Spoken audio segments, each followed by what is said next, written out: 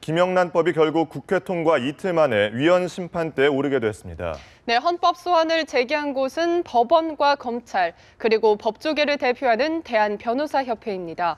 보도에 김승욱 기자입니다. 우여곡절 끝에 국회를 통과한 김영란법. 세상에 나온 지 이틀 만에 위헌 심판대로 옮겨집니다.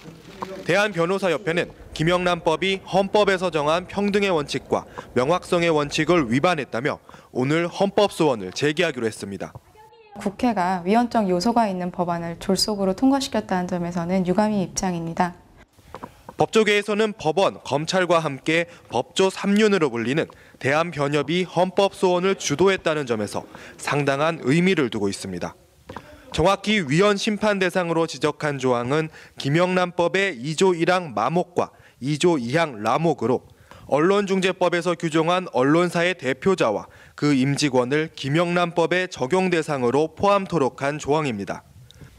대한변협은 김영란법 적용 대상에 언론 종사자를 포함시킨 것은 과잉입법이라고 지적했습니다.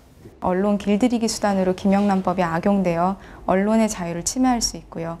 부정청탁의 개념이 모호하면 검찰의 수사권이 확대되어서 국민의 권익을 침해할 우려가 높습니다.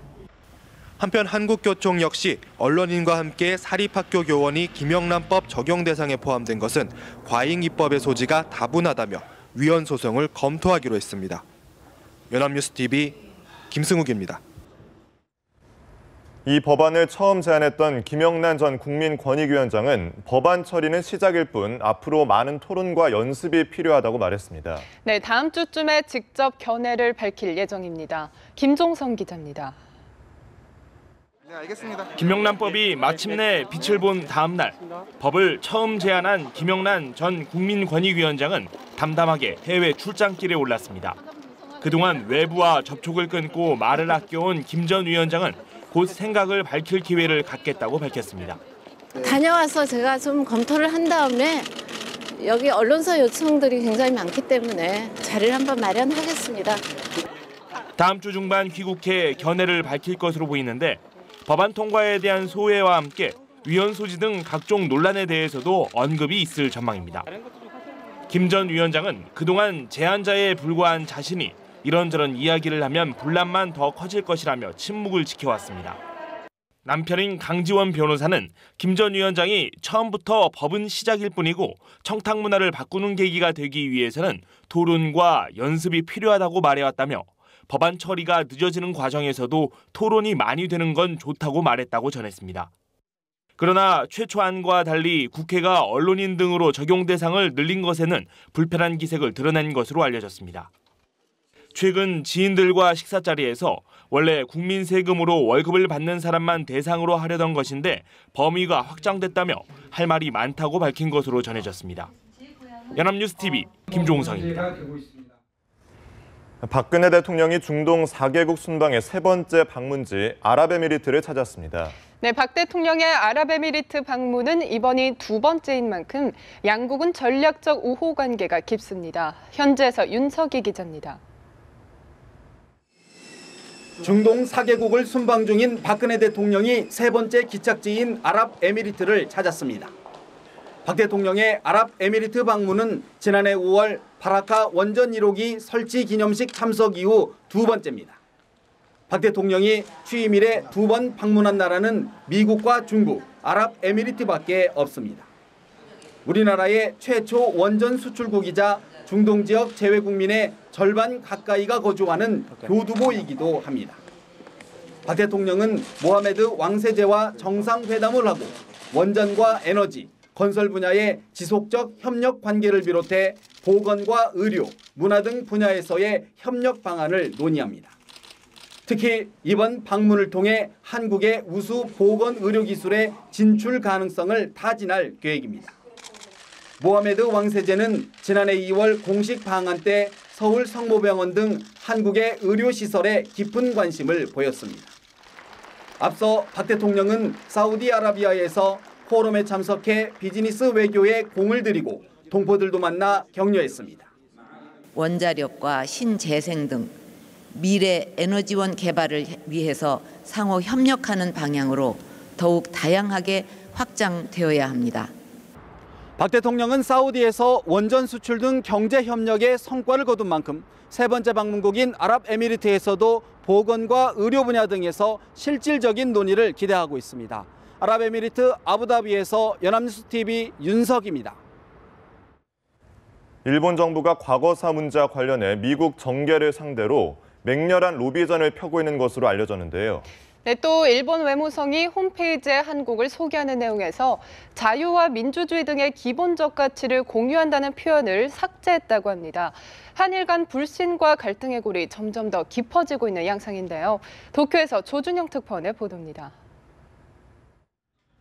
일본 외무성이 홈페이지에서 한국 관련 문구를 수정했습니다. 자유와 민주주의, 시장경제 등의 기본적 가치를 공유하는 중요한 이웃나라에서 앞의 수식어는 빠진 채 가장 중요한 이웃나라로 대체된 것입니다. 이번 조치는 아베 신조 총리의 시정연설 내용의 변화와 일치합니다.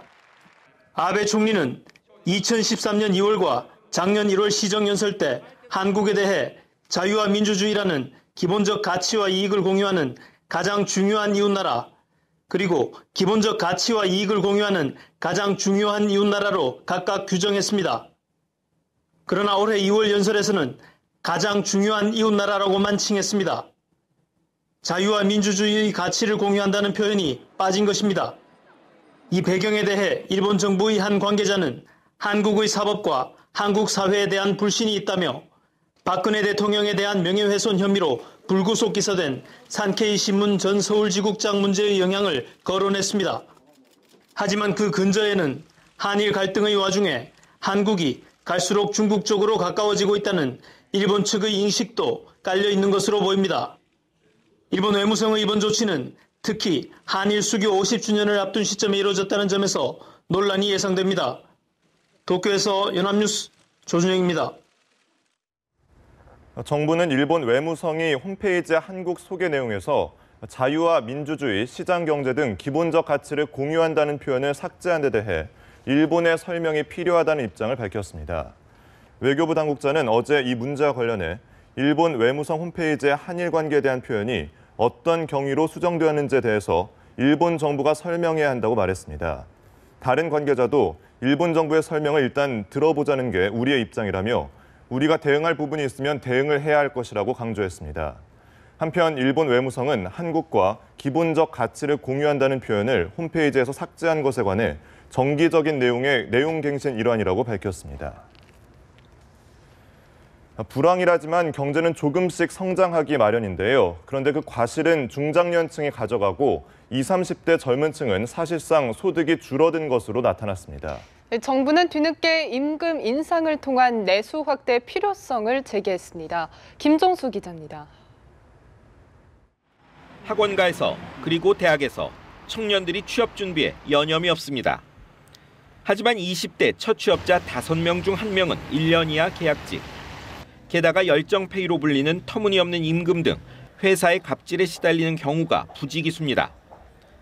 지난해 취업자가 12년 만에 가장 많이 늘었다는 정부의 자화자찬이 무색할 지경인데 이런 상황은 가계의 지갑 사정에 고스란히 반영되고 있습니다.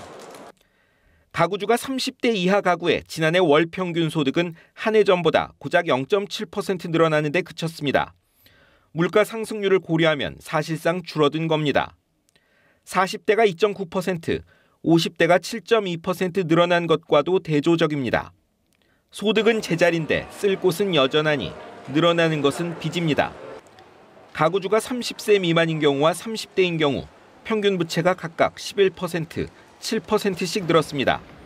40대, 50대가 줄어든 것과 비교됩니다. 정부도 세대 간 갈등을 낳고 내수 살리기까지 막는 이 문제 해소에 나설 방침입니다.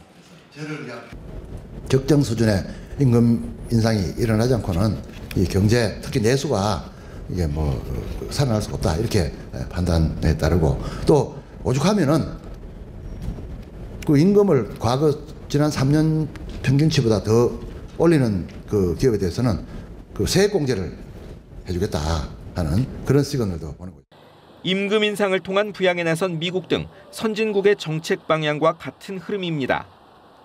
하지만 조금만 경기가 나빠지면 자리 줄이기와 임금 깎기, 비정규직 확대에 익숙한 한국 기업들이 얼마나 호응할지는 미지수입니다.